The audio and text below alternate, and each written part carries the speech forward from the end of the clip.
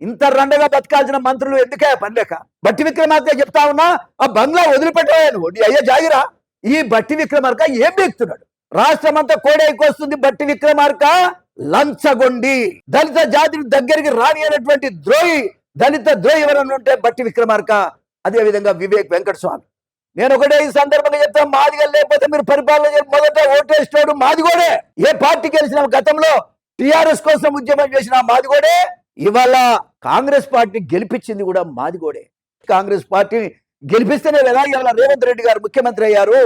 దురదృష్టం ఏంటంటే జి వెంకటస్వామి అనేటువంటి వ్యక్తి ఆనాటి నుంచి కూడా మాదిగ జాతికి అన్యాయం చేస్తూనే వచ్చారు. మీకు అధికారం ఉందని మీ ఇష్టం వచ్చినట్టు మీరే అనుభవిస్తున్నారు. ఇవాళ ఒక మాటలో చెప్పాలంటే బట్టి విక్రమార్క ఇంట్లో 2 సీట్లు, అన్నొక సీటు, తమ్ముడు ఒక సీటు. బట్టింట్లోకి పోవాలంటే కాళ్ళ చెప్పులు వదిలేయాలి కింద, పక్కన బయట గేట్ బయట, ఆయన గడియల బయట. అదే విధంగా సెల్ ఫోన్ బయట పెట్టాలి. ఆయన అపాయింట్మెంట్ ఇస్తేనే ఈయన లోపలికి పోవాలి. ఇదా రాజకీయం? ఎవరి కోసంరా మీరు రాజకీయ నాయకులు అయింది? మీడియా మిత్రులందరికీ నమస్కారం. ముఖ్యంగా ఇవాళ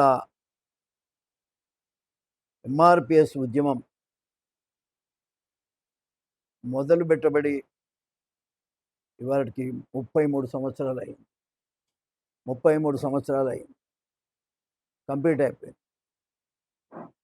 ఏదేమైనా పోరాటాల ఫలితంగా, పోరాటాల యొక్క ఫలితంగా ఎటకేలకు వర్గీకరణ సాధ్యమై ఇవాళ దాని ఫలితాలు కూడా ఇవాళ ఇప్పుడిప్పుడే మాదిగ జాతికి, యువకులకి అందుతూ ఉన్నాయి. అందిన వాళ్ళమందరం సంతోషంగా ఉంటాం, పండుగలు చేసుకుంటాం. వాళ్ళంతా వాస్తవంగా చెప్పాలంటే ఈ యొక్క ఆరుగురు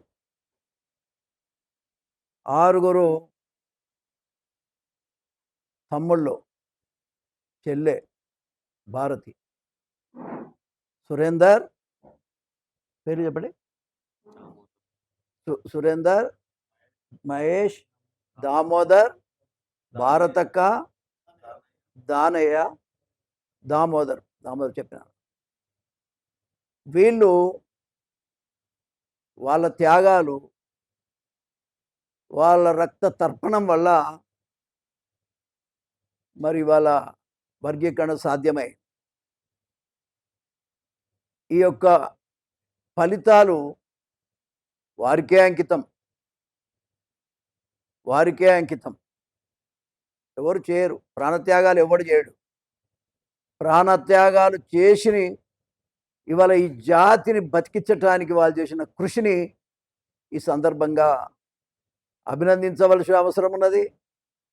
వాస్తవంగా చెప్పాలంటే ఆ మహానుభావులను జీవితంలో మాదిగ జాతి ఎప్పుడు మర్చిపోదని కూడా ఈ సందర్భంగా నేను తెలియజేస్తాను. వాళ్లకు నివాళులు అర్పించడే కాదు, వర్గీకరణ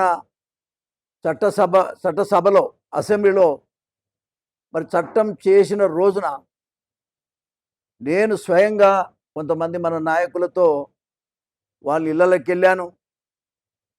వాళ్ళు చేసిన కృషిని నిజంగా మరవలేనిది. ఒక మాటలో చెప్పాలంటే నేను వాళ్ళు చనిపోయిన టైంలో నేనున్న వాళ్ళతో,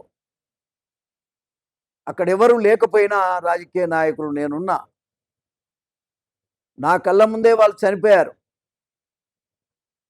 వాళ్ళు ఆ బాధలో కూడా వర్గీకరణ సాధించుకోవడం కోసమే మేము సస్తున్నామని నినాదం ఇచ్చారు. ఆ మహానుభావులకు మరొకసారి చేతులెత్తి దండం పెడతా ఉన్నా. చాలా గొప్ప త్యాగం. మా కులంలో అంత త్యాగాలు చేసినోడు ఎవరు లేడు. ఫలితంగా ఇవాళ మనం వర్గీకరణ సాధించుకున్నాం. ఎవరం చేసినా వాళ్ళ యొక్క త్యాగాల ముందు అది చిన్నదే. అందరం చేసిన వాళ్ళమే. కృష్ణ మాదిగతో పాటు అందరం కూడా ఇక్కడ కూర్చున్న వాళ్ళం. నేనైతే వాళ్ళ చావు దగ్గర నుంచి ఆ ఉద్యమాన్ని అన్ని విషయాల్లో ముందుండి సహకరించినటువంటి రాజకీయ నాయకుని నేను. రాజకీయాలు పక్కన పెట్టి జాతి కోసం పనిచేసిన వ్యక్తిని నేను. ఏది ఏమైనా ఇవాళ అది సాధించుకోవడం ఒకటే సరిపోదు, వర్గీకరణ ఒకటే సరిపోదు. విద్యా ఉద్యోగ అవకాశాలు ఇవాళ మా జాతికి 78 ఏళ్ళ తర్వాత మాకు మొదలు పెట్టబడ్డాయి. ఎంతకాలం ఉంటుందో తెలియదు, కానీ చాలా పీరియడ్ తర్వాత కొన్ని ఏళ్ళ తర్వాత జాతికి ఇవాళ ఉపయోగపడుతున్నాయి రిజర్వేషన్స్. ఏది ఏమైనా ఇవాళ విద్యా ఉద్యోగాలే కాదు, అన్ని రంగాల్లో కూడా మాదిగలకు అన్యాయం జరిగింది. మాదిగలు అమాయకులు. మాదిగలను ఏదో విధంగా మభ్యపెట్టి మోసం చేసి రాజకీయ పార్టీలు వాళ్ళ అవసరాలు తీర్చుకుంటున్నాయి. మాదిగ జాతిని మొత్తంగా కూడా బానిసలుగా తయారు చేసినాయి. మాదిగ జాతిని మొత్తంగా కూడా వాళ్ళ ఓటు విలువేందో వాళ్ళకు తెలియకుండా చేసినాయి. పార్టీలు అన్నీ కూడా మోసం చేసినాయి. కాబట్టే ఇవాళ మాకు ఈ స్థితి దాపురించిందని కూడా ఈ సందర్భంగా నేను తెలియజేస్తా ఉన్నా. ఒక్క మాటలో చెప్పాలంటే అసలు మాదిగలను మనుషులుగానే గుర్తించని పరిస్థితి ఉన్నది ఈ రాష్ట్రంలో, ఈ దేశంలో అని కూడా ఈ సందర్భంగా నేను తెలియజేస్తా ఉన్నా. ఏది ఏమైనా ఒక్క మాట ఈ సందర్భంగా నేను తెలియజేస్తా ఉన్నా. మరి మాదిగ జాతిని ఏ విధంగా పైకి తీసుకురావాలి, ఏ విధంగా వాళ్ళ యొక్క ఆశయాలు, అమరుల ఆశయాలు సాధించడానికి ఏం చేయాలి? వాళ్ళు ప్రాణాలే అర్పించారు కదా, వాళ్ళ కుటుంబాలన్నీ నాశనం అయిపోయినాయి కదా, వాళ్ళ కుటుంబాలన్నీ కూడా ఇవాళ రోడ్డు మీదకి వచ్చినాయి కదా. ఎవరి కోసం? 70 లక్షల మంది మాదిగలు తెలంగాణ ఉన్నారు, వాళ్ళ కోసం, ఈ జాతి కోసమే కదా. కాబట్టి వాళ్ళ ఆశయాలను సాధించడానికి ఇవాళ మాదిగ మహాశక్తి పుట్టింది అని ఈ సందర్భంగా నేను తెలియజేస్తా ఉన్నా. జాతిని ఉద్ధరించడానికి, అన్ని రంగాల్లో జరిగినటువంటి అన్యాయాన్ని ఎదిరించడానికి, రాజకీయ శక్తిని సాధించటానికి ఇవాళ మహాశక్తి ఉద్భవించిందని కూడా ఈ సందర్భంగా నేను తెలియజేస్తా ఉన్నా. ఒక సీనియర్ నాయకుడిగా ముఖ్యంగా నా జాతి బిడ్డలు చనిపోయినటువంటి వాళ్ళ ఆశయాలు వృధా కాకుండా ఉండటానికే, వాళ్ళ ఆశయ సాధన కోసమే ఇవాళ మాదిగ మహాశక్తి పుట్టింది, ఉద్భవించింది అని కూడా ఈ సందర్భంగా నేను తెలియజేస్తా ఉన్నా. కాబట్టి ఒక నాయకుడిగా 30 సంవత్సరాలు ఒక ఎమ్మెల్యేగా పనిచేసిన నేను, ఒక మంత్రిగా పనిచేసినటువంటి నేను, ఎన్టీ రామారావు దయ వల్ల రాజకీయమైనటువంటి శక్తిని సంపాదించుకున్నటువంటి నేను నా మిగతా జీవితం మొత్తం కూడా నా జాతికే అంకితం అని కూడా ఈ సందర్భంగా నేను తెలియదు. మాదిగ జాతికే మోత్కుపల్లి నరసింహులు గారి జీవితం అంకితం, పునరంకితం అని కూడా మరొకసారి కూడా ఈ సందర్భంగా నేను తెలియజేస్తా ఉన్నా. నాకు 70 ఏళ్ళు వచ్చినాయి. అయినా అన్ని విషయాలు గమనించిన తర్వాత ఎవరు మమ్మల్ని పట్టించుకోవటం లేదు.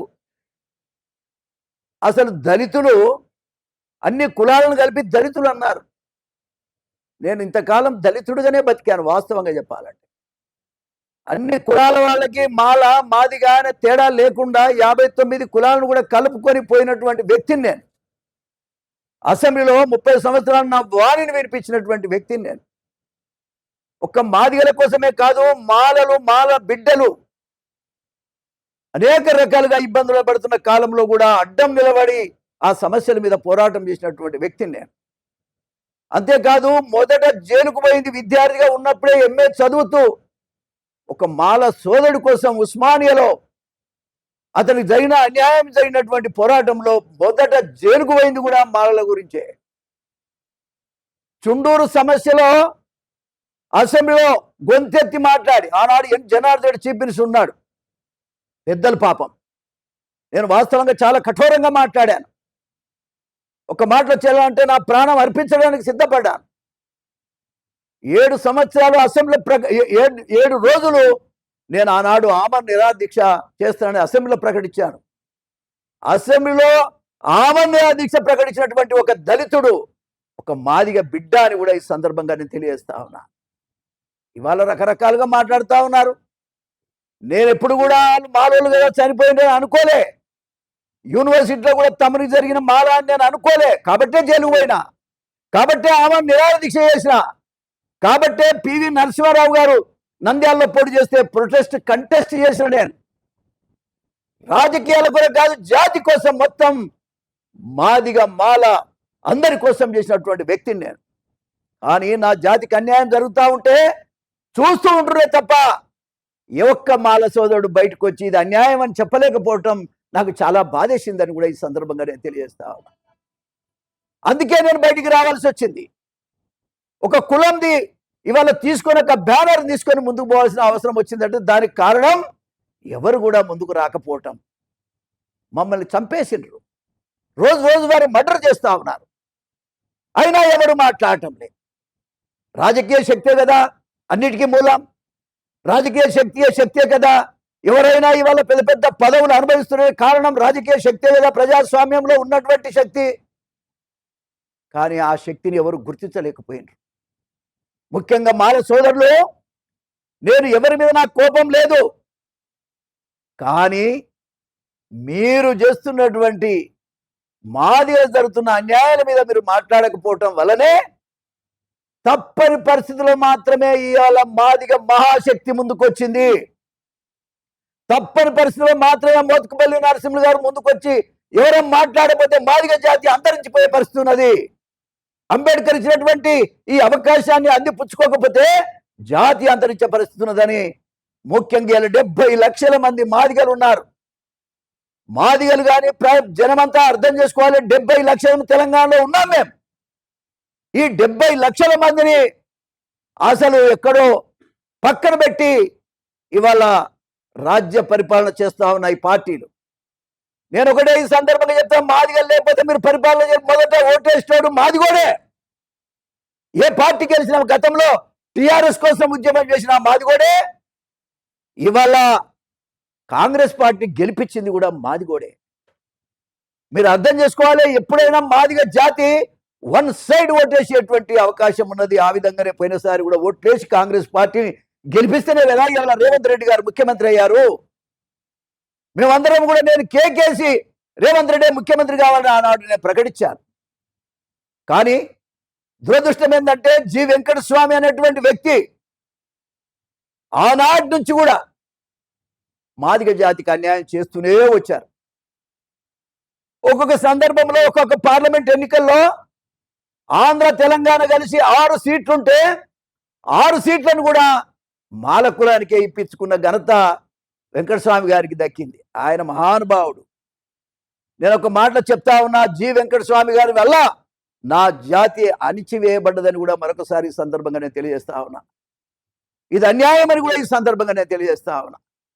ఇది ఘోరమైన తప్పిదమని కూడా ఈ సందర్భంగా నేను తెలియజేస్తా ఉన్నా. సాటి మనిషిని గుర్తించలేకపోవడం బాధాకరమని కూడా ఈ సందర్భంగా నేను తెలియజేస్తా ఉన్నా. కన్నీటి బాధతో నేను వ్యక్తం చేస్తా ఉన్నా. ఇంత ఘోరమా మన జాతి కోసం? మన జాతులు ఈ 59 కులాలు కూడా మన జాతులే. ఈ జాతులను రక్షించుకోవాల్సిన బాధ్యత అందరి మీద ఉన్నది, కానీ ఆ పని వాళ్ళు చేయలేకపోయారని ఈ సందర్భం. నేను మోత్కుపల్లి నరసింహులు మాలల కోసం నేను చేసిన కృషి మాదిగల కోసం మీరు ఒకటి చేసినట్టుగా చూపెట్టమని నేను అడుగుతా ఉన్నా. ఏ ఒక్క నాయకుడు ముందుకొచ్చి మాట్లాడి చూపెట్టండి. నిన్నగాక మొన్న పార్లమెంట్ ఎన్నికల్లో ఒక్క సీట్ అయినా మా జాతికి రానివ్వలేదు. మాదిగ జాతిని పార్లమెంట్లో అడుగుపెట్టకుండా చేశారు, రాజ్యసభలో అడుగుపెట్టకుండా చేశారు. అంటే లోకసభ కానీ రాజ్యసభ కానీ అడుగుపెట్టకుండా చేశారు. అసెంబ్లీలో నామమాత్రం ఎమ్మెల్యేలు. సోదరుల, ఇవి రిజర్వేషన్స్ అంబేద్కర్ ఇచ్చినాయి. అందరికీ పంపిణీ జరగాల్సిన అవసరం ఉంది, సమాన న్యాయం జరగాల్సిన అవసరం ఉంది. ఎల్లకాలం ఈ రిజర్వేషన్లు ఉండవు. ఉన్నంతకాలం అన్ని కులాల వాళ్ళు మన జాతులు బతకాల్సినటువంటి అవసరం ఉందా లేదని నేను అడుగుతా ఉన్నా.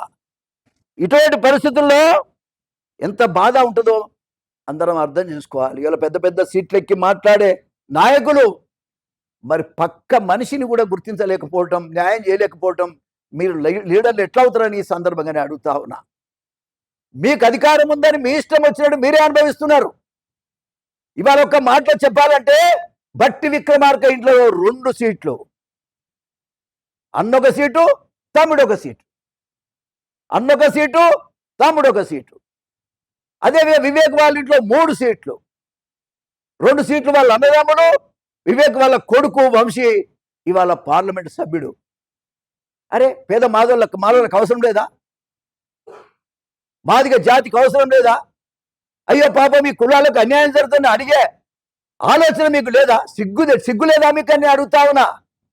నిన్న కాక మొన్న జి వెంకటస్వామి కొడుకు మాట్లాడుతా ఉన్నాడు, మా అయ్య పేద సేవ, ఎవరికైనా నీ అయ్య సేవ చేసింది నీ కుటుంబం కోసం తప్ప ఏ పేద మాలోనికి సాయం చేశారు మీరు చెప్పండి. మీ కులములైనా ఎవరికి చేశారని అడుగుతా ఉన్నా. మీరు ఉప కులాలకు సంబంధించిన వ్యక్తులు, మీరు ఒరిజినల్ మాలోలు గారు. ఈయన బట్టి అయితే మాలదాసరి, వివేక్ అయితే పంబాల కులానికి సంబంధించినటువంటి వ్యక్తి, ఎక్కడి నుంచో వలస వచ్చిన వాళ్ళు. ఈ కులాల ఉసురు పోసుకొని మీరు కోటీశ్వరులు అయ్యారు, ధనవంతులు అయ్యారు, 100,000 కోట్లు సంపాదించారని సందర్భంగా నేను తెలియజేస్తాను. ఎవరికి న్యాయం చేశారు? కనీసం మాల ముసుగేసుకున్నటువంటి ఆ మాల కన్నా సాయం చేశారా మీరు? చేస్తున్నారని అడుగుతున్నా. ఇవాళ బట్టింట్లోకి పోవాలంటే కాళ్ళ చెప్పులు వదిలేయాలి కింద, పక్కన బయట గేట్ బయట, ఆయన గడియల బయట. అదేవిధంగా సెల్ ఫోన్ బయట పెట్టాలి. ఆయన అపాయింట్మెంట్ ఇస్తేనే ఈయన లోపలికి పోవాలి. ఇదా రాజకీయం? ఎవరి కోసంరా మీరు రాజకీయ నాయకులు అయింది? దొరలను పెత్తందారులను తిట్టే ఈ జాతి, ఆ జాతిలో చెడబుట్టారు మీరు. బట్టి గాని వివేక్ గాని మీ ఇళ్లకే దళితులను రానియకపోతే మీరు ఎవరికి సేవ చేస్తున్నట్టు? ఎవరికి డబ్బులు ఇస్తే వానికే సేవ చేస్తామన్నట్టున్నారు వాళ్ళు, వాళ్ళ పనే చేస్తామన్నట్టున్నారు ఇవాళ వాళ్ళు. రాష్ట్రం అంతా కోడైకొస్తుంది బట్టి విక్రమార్క లంచగొండి, దళిత జాతిని దగ్గరికి రాని అనేటువంటి ద్రోహి, దళిత ద్రోహి ఎవరన్నా ఉంటే బట్టి విక్రమార్క, అదేవిధంగా వివేక్ వెంకటస్వామి. అర్థం చేసుకోవాలి, ఎవరి కోసమా మీరు పుట్టింది? అంబేద్కర్ పెట్టించిన రిజర్వేషన్స్ మీకోసమా? ఒక పేదవాడి ఇంట్లోకి రానియకపోతే నువ్వెవరు? అసలు మంత్రి పదవులు మాలోళ్ళు కానీ మాదిగోళ్ళు కానీ ఇవాళ అనుభవిస్తుందంటే ఎవరి కోసం? మీరు దాగి తినిపడటం కోసం కాదు, దళిత వర్గాల కోసం అని సందర్భంగా నేను తెలియజేస్తా ఉన్నా. అంబేద్కర్ గురించి ఒకసారి మీరు ఆలోచించండి. ఆయన ఎంత కష్టపడి ఏ పరిస్థితులను కూడా ఎదుర్కొని మనకి రిజర్వేషన్లు తెచ్చిండు కదా. ఆ మహానుభావుడు ఒకసారి మరణం చేసుకోండి, సిగ్గుపడండి. ఇప్పటికైనా బయటికి రండి. వివేక్ బట్టి విక్రమార్క చెప్తా ఉన్నా, ఆ బంగ్లా వదిలిపెట్టవాను నీ అయ్యే జాగిరా.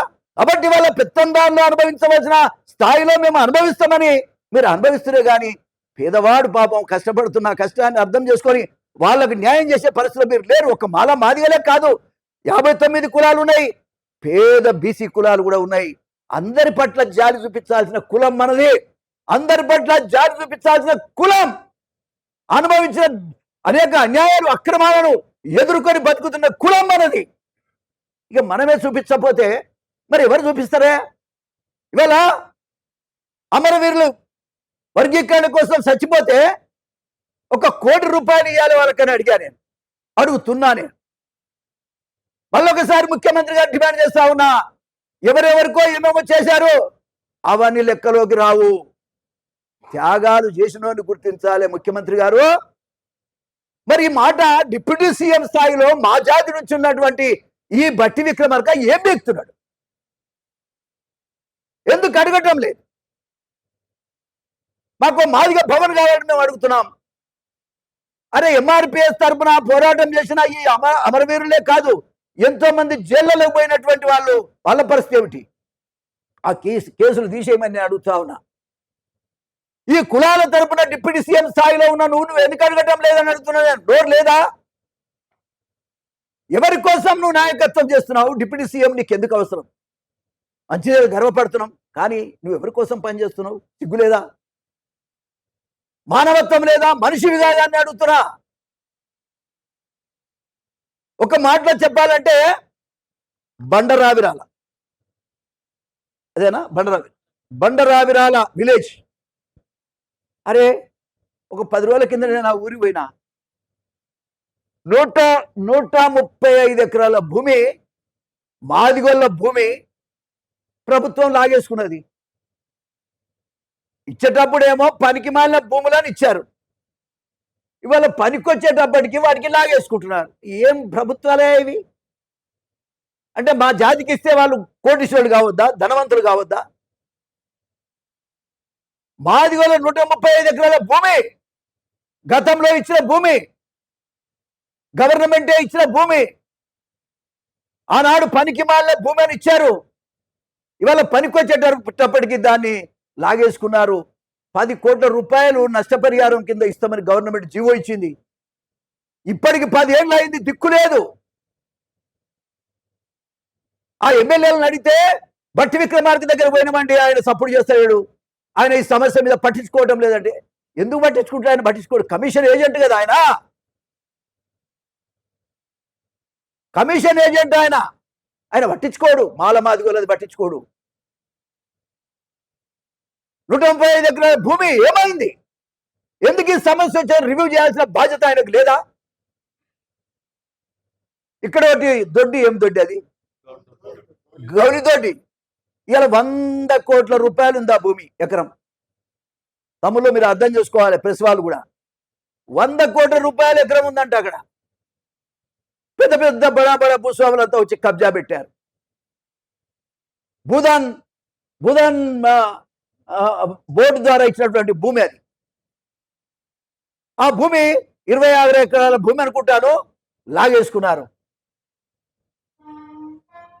అదే రకంగా ప్రభుత్వం గవర్నమెంట్ కోసం కలెక్టర్ ఆఫీస్ కావాలన్నా, లేదంటే ఇవేంటి మన వైకుంఠ ధామం పేరు మీద మరి అక్కడ ఒక స్థలం ఏర్పాటు కావాలన్నా, పార్టీ ఆఫీసులకు స్థలం కావాలన్నా, దేనికి కావాలన్నా మాలమాదిగోళ్ళకి ఇచ్చిన భూమిని లాగేసుకుంటున్నారు. మాలమాదిగోళ్ళకి ఇచ్చిన భూములు లాగేసుకుంటున్నారు. అన్నిటికంటే దుర్మార్గం ఏంటంటే లిడ్ క్యాప్ అండి. మా భూములు అవి, మా కోసం ఇచ్చినటువంటి ప్రభుత్వం ఇచ్చిన భూములు, 100 ఎకరాల భూములు ఇవాళ పరాయి అన్యాక్రాంతం అవుతున్నాయి. ఏం చేస్తున్నారు మరి బట్టి విక్రమార్క నేను అడుగుతున్నా. డిప్యూటీ సీఎం అంటే పండితానిక, తిని పండితానిక? కాబట్టి ఇటువంటి వ్యక్తి ఏమిటికి లాభం? పనిచేయడానికి డిప్యూటీ సీఎం అయ్యాడయా? హైకమాండ్ కూడా నేను విజ్ఞప్తి చేస్తున్నా. ఇంత కరప్టెడ్ ఫెలో ఎప్పుడు నేను ఎవరిని చూడలే దళితులలో. దళితులకు ఒక బ్రహ్మాండమైన మంచి ఆశయాలతో ఉండేవాడు దళిత వర్గాల్లో మంత్రులు చూసాం. కానీ ఇంత దుర్మార్గంగా జనాన్ని దోపిడీ చేసి పట్టించుకొని మంత్రి అవసరమా? నేను ముఖ్యమంత్రి గారికి కూడా నేను తెలియజేస్తా ఉన్నా, అడుగుతా ఉన్నా. ఇవాళ ఈ సమస్యలన్నీ మీద నిన్న కాకమన్నా ఏది దళిత బంద్ కింద కరీంనగర్లో 4,000 మందికి 5 లక్షల రూపాయలు ఇచ్చి ఇంకో 5 లక్షలు ఇవ్వాలి. 4,000 మందికి ఇవ్వాలి. అట్లా ఇంకో 5 లక్షలు గవర్నమెంట్ దగ్గర ఉన్నాయి. అది రిలీజ్ చేయాలి. రిలీజ్ చేయమని పాపం వాళ్ళు ఉద్యమాలు చేస్తున్నారు. అక్కడ ఏం చేస్తున్నావు నువ్వు? అసలు ఉప ముఖ్యమంత్రి అంటే దేనికి? వాళ్ళు దళిత బంధు కింద ఇచ్చిన డబ్బుల్లో సగమే ఇచ్చారు, ఇంకా సగం ఇయ్యాలి. ఆ డబ్బు గవర్నమెంట్ దగ్గరే ఉన్నది, రిలీజ్ చేయొద్దని బట్టి విక్రమార్క చెప్పిండంట కలెక్టర్ ఆదేశం. ఆయన నియోజకవర్గంలో రిలీజ్ చేయించుకుంటే అదోడు. మరి కరీంనగర్ లో హుజురాబాద్ నియోజకవర్గంలో 4,000 మందికి ఇవ్వాలి. ఎందుకు బట్టి విక్రమార్క ఇంత మాదిగల మీద కసిపెట్టున్నాడు, పేదోళ్ళ మీద కసిపెట్టున్నాడు? నాకు అర్థం కాదు. నీ పని ఏమిటని అడుగుతున్నాడు. డిప్యూటీ సీఎం పని ఏంటి? నువ్వు అడుగు సీఎం గారిని, అడిగి తీయపోతే ఆయన సంగతి ఏందో చూద్దాం. నువ్వు అడిగి పత్రికాముఖంగా చెప్పు, దేని మీద నువ్వు మాట్లాడుతున్నావు, బయటికి రా. నీ వెనుక మేమంతా ఉంటాం. ఇంత రండగా బతకాల్సిన మంత్రులు ఎందుకే పని లేక? అవసరమా? 4,000 మంది ఆయన ఎంత ఇబ్బంది పడుతున్నారు, ఎంత గోసపడుతుండో అర్థం చేసుకోవాలి. బండరావిరాల్లో లాంటి భూములు ఎన్నున్నాయి ఈ రాష్ట్రంలో, బయటికి రాయాలి. నిన్న కాక మొన్న నేను ఏది కేంద్ర ఎస్సీ కమిషన్ డైరెక్టర్ గారిని కూడా కలిశాను నేను. సునీల్, ఆయన పేరు సునీల్ గారిని కలిశాను నేను. ఈ రాష్ట్రంలో పేదలకు ఇచ్చిన భూములన్నీ, అన్యాక్రాంతమైన భూములన్నీ, ప్రభుత్వం వల్ల లాగేసుకున్న భూములన్నీ, అసలు ఉన్న ఎన్ని భూములు దళితుల దగ్గర ఉన్నాయి, మాకు రిపోర్ట్ కావాలని కూడా సునీల్ గారిని నేను పోయి మాట్లాడాను. ఎంత దీనావస్థ అంటే, ఎంత బాధాకరం అంటే, అసలు దిక్కులేని పరిస్థితి అయిపోయింది ఈ రాష్ట్రంలో. రేవంత్ రెడ్డి గారి ప్రభుత్వం ఉన్నదంటే దళితుల వల్ల, మాదిగోళ్ళ వల్లనే. నీ ప్రభుత్వం మళ్ళీ రావాలంటే మేము నిలబడి ఉంటే తప్ప నువ్వు రావు. వచ్చేసారి నీకు గవర్నమెంట్ రాదు అని చెప్తున్నా నేను. ఎవడు ఓటేసి మేము మీకు పాలు పోస్తే వాన్ చేయ నడుపుతుండ్రి. ఇది ఏ రకం కరెక్ట్ అని నేను ఈ సందర్భంగానే అడుగుతా ఉన్నా. భూములు లిడ్ క్యాప్ భూములను వెంటనే దళితులకు ఇవ్వాలి, చైర్మన్ వేయాలి, ప్రపంచ వ్యాప్తంగా బిజినెస్ చేసే దాని మీద మాదిగ జాతి మొత్తం బతికేటువంటి అవకాశం ఉంది. 100 ఎకరాల భూములు ఉన్నాయి, వాటి విలువ చాలా పెరిగిపోయింది. కాబట్టి ప్రభుత్వం ఎవరెవరికో అలాట్ చేస్తున్నది, ఇది మంచిది కాదు. బట్టి విక్రమార్క ఒక పెట్రోల్ పంపు కూడా ఎవరికో పెట్టించిండట గచ్చిబౌలిలో. అరే మాదిగోళ్ళ భూమి, పెద్ద మనిషి చెప్పులు కుట్టుకోవడానికి ఇచ్చిన భూమి అది. నువ్వెవడో ఆ విధంగా మంజూరు చేయడానికి? కాబట్టి నేను ఒకటే ఈ సందర్భంగా చెప్తా ఉన్నా, లిడ్ క్యాప్ భూములకు సంబంధించి వెంటనే చైర్మన్ ప్రకటించాలి. ఆ భూములన్నీ కాపాడేందుకు ప్రత్యేకంగా ఒక కమిటీని వేయాల్సినటువంటి అవసరం ఉందని కూడా ఈ సందర్భంగా నేను తెలియజేస్తా ఉన్నా. ఇకపోతే సంక్షేమ కార్యక్రమాలు ఏ ఒక్కటి అమలు కావటం లేదు. 78 సంవత్సరాల భారతదేశంలో, ముఖ్యంగా తెలంగాణలో, తెలంగాణ వస్తే అందరికి ఇండ్లు వస్తాయి, అందరికి రేషన్ కార్డులు వస్తాయి, అందరికి అన్ని జరుగుతాయని ప్రకటన చేశారు. పెన్షన్లు వస్తాయని చెప్పారు. పెన్షన్లు తీసుకుంటే ఎవడు పేదోడే కదా, 2000 కాదు 4000 ఇస్తామన్నారు. ఏమై ఎన్నో విషయాలు మీరు ప్రకటించే ఏ ఒక్కటి అమలు జరగడం లేదు. మళ్ళీ వస్తామని మీరు ఎట్టకెళ్ళ గంటారని అడుగుతా ఉన్నా. కాబట్టి ఏ పరిస్థితుల్లో కూడా మా హక్కులు మేము సాధించుకునేంత వరకు కూడా మాదిగా మా శక్తి నిద్రపోయేది కాదు, మిమ్మల్ని నిద్ర పోనివ్వమని కూడా ఈ సందర్భంగా నేను తెలియజేస్తా ఉన్నా. ఇప్పటికే ఇంతకు ముందే చెప్పాను, పెద్దపల్లి పోయాం, కరీంనగర్ పోయాం, మీటింగ్లు పెట్టాం. అదేవిధంగా నిజామాబాద్ పోయాం, సూర్యాపేట పోయాం, నిన్న మహబూబాపేట పోయాం. ఇవాళ అన్ని ప్రాంతాలు కూడా రమ్మని జేజేలు కొడుతున్నారు మా యువకులు, మా మాదిగ యువకులంతా కూడా. ఇవాళ ఒక నిశ్శబ్ద విప్లవం ఈ రాష్ట్రంలో ఉన్నది. మాదిగల నిశ్శబ్ద విప్లవం ఉన్నది. 70 లక్షల మంది మేమే. మా 70కి ఇంకెవరొకరు తోడైనా రాజ్యాధికారం మాదిగలదే అని కూడా ఈ సందర్భంగా, రాజ్యాధికారం మాదిగలదే, మాదిగ ఓటు మాదిగలకే వేసుకుంటాం, మా ఓటు మేమే వేసుకుంటాం, మాదిగల ఓటు మాదిగలకే అనే నినాదం మీదనే ఇవాళ మాదిగ మహాశక్తి ముందుకు సాగుతుందని మరొకసారి సందర్భంగా నేను తెలియజేస్తా ఉన్నా. ముఖ్యంగా మాకు రావాల్సినటువంటి పార్లమెంట్ కానీ, అసెంబ్లీ కానీ, రాజ్యసభ కానీ, లోకసభ కానీ మాదిగలకు మా సీట్లు మాకు రావాల్సిందే. లేకపోతే మీ పార్టీలను పాత్ర పెడతాం, బొంద తీసి పెడతాం మీ పార్టీలను. మీరు అర్థం చేసుకోవాలి, ఇది మాదిగ జాతి శపథం చేస్తున్నటువంటి రోజుగా, మా అమరవీరుల సాక్షిగా ఇవాళ నేను తెలియజేస్తా ఉన్నా. వాళ్ళ మీద మేము ప్రమాణం చేసి చెప్తా ఉన్నాం, వాళ్ళ ఆశయాలు సాధించడానికే ఈ మాదిగ మహాశక్తి పుట్టిందని మరొకసారి సందర్భంగా నేను తెలియజేస్తా ఉన్నా. అదేవిధంగా ఎంఆర్పిఎస్ కేసులను రద్దు చేయమంటే డిమాండ్ చేస్తా ఉన్నా. కేసులు ఎవరెవరిపై, ఈవెన్ కృష్ణ మాదిగ మీద కూడా కేసు ఉన్నది, మా సోదరుడు కృష్ణ మాదిగ మీద కూడా కేసు ఉన్నది. ఆ కేసులన్నీ కూడా రద్దు చేయాలి. మొత్తంగా మాదిగోళ్ళ మీద పెట్టిన కేసులన్నీ రద్దు చేయాలని కూడా ఈ సందర్భంగా నేను తెలియజేస్తా ఉన్నా. అదేవిధంగా అమరవీరుల కుటుంబాలకు ₹1 కోటి ఇవ్వమని ఇంతకుముందు కూడా చెప్పాను, మళ్ళా చెప్తా ఉన్నా. అదేవిధంగా ఒక మాదిగ భవన్ కట్టుకుంటామయ్యా మేము. అరే మీరు చూడండి, కమ్మోళ్ళు తీసుకున్నారు, రెడ్లు తీసుకున్నారు, అదేవిధంగా వెలుమోళ్ళు తీసుకున్నారు, అన్ని కులాల వాళ్ళకు ఉన్నాయి భవన్స్, కానీ మాదిగోళ్ళకు లేదు. మాకు మాదిగ భవన్ కట్టుకుంటాం, 10 ఎకరాల భూమి ఇవ్వమని కూడా మరొకసారి గవర్నమెంట్ నేను డిమాండ్ చేస్తా ఉన్నా.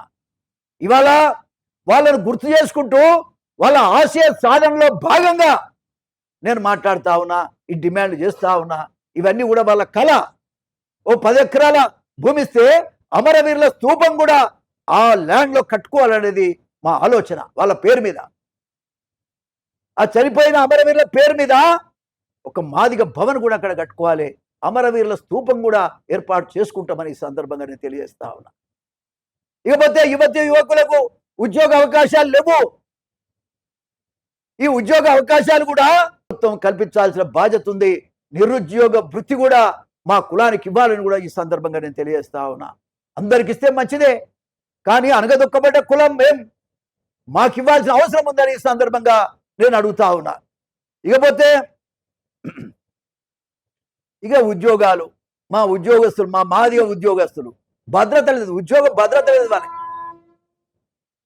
వేల కోట్లు 100 కోట్లు దొంగల్లాగా దోపిడీ చేస్తున్న వాడిని ఎవడు పట్టుకోవటం లేదు. కానీ చిన్న చిన్న 10,000 20,000 కరప్షన్ చేస్తే చేసిండొచ్చు, తప్పే. కానీ అటువంటి వాళ్ళను మాత్రం పట్టుకొని జైలుకు పంపించి అనేక రకాలుగా చిత్రహింసలు పెడతారు. అది కూడా మాదిగా ఉద్యోగస్తులకు భద్రత లేదు, పోస్టింగులు కూడా మా జాతికి సరిగా ఎలా ఇవ్వటం లేదు.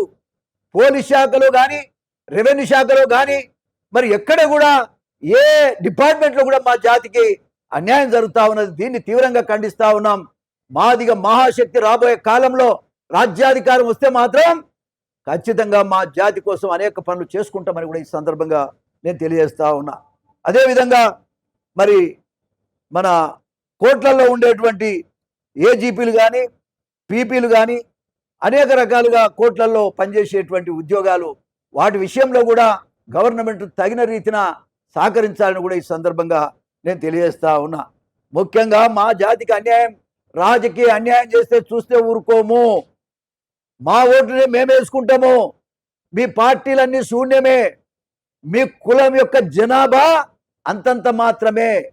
అధికారంలోకి రావాల్సినటువంటి శక్తి ఉన్నటువంటి ఏకైక కులం అది మాదిగ కులం అని కూడా నేను మరొకసారి సందర్భంగా నేను తెలియజేస్తూ, ఏది ఏమైనా వాళ్ళకు రుణం తీర్చుకోలేం.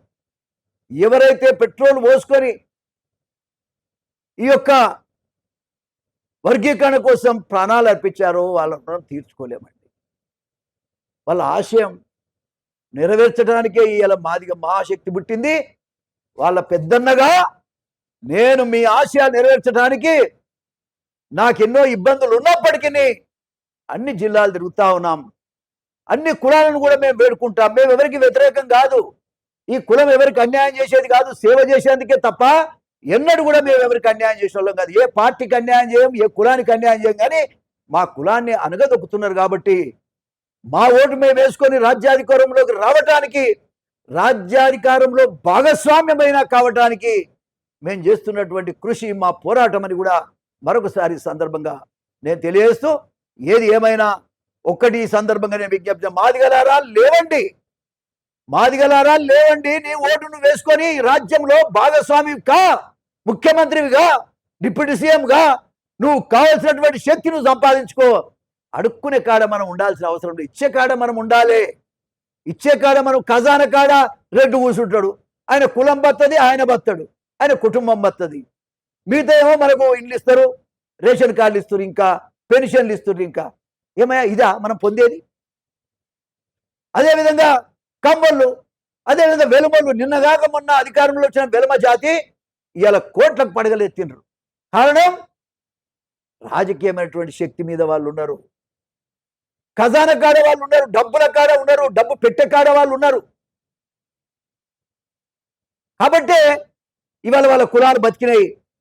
మనం ఆ స్థాయికి రావాలంటే ఏకం కావాలి. మాదిగోళ్ళు ఏకం కారు అని కొంతమంది కలగంటున్నారు. మాదిగోళ్ళు ఏకమైతారు. నా యువ సోదరులంతా ముందుకొచ్చి రాబోయే కాలంలో రాజ్యాధికారం సాధించడానికి మాదిగ జాతి అంతా ముందుకు రావాలని నేను పిలిపిస్తా ఉన్నా. మీకోసం నా ప్రాణం అర్పించడానికి నేను సిద్ధంగా ఉన్నానని మరొకసారి సందర్భంగా నేను తెలియజేస్తూ, ఈ యొక్క అమరవీరుల ఆత్మ, వాళ్ళ ఆలోచన విధానం ఏదైతే ఉందో దాన్ని నెరవేర్చడానికి మాదిగ మహాశక్తి ముందుండి పోరాటం చేస్తుందని మరొకసారి సందర్భంగా తెలియజేస్తాను. నమస్కారం.